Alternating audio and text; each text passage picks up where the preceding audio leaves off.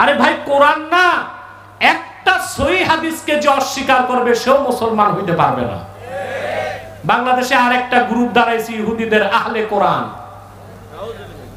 কি না? তারা শুধু কোরআন মানে, হাদিস মানে না।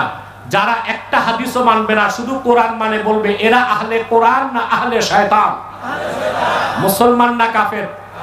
চিল্লায় বলতে হবে মুসলমান না কাফের? কেন? সমস্ত উলামায়ে আহলুস সুন্নাহ ওয়াল জামাআহ একমত, মান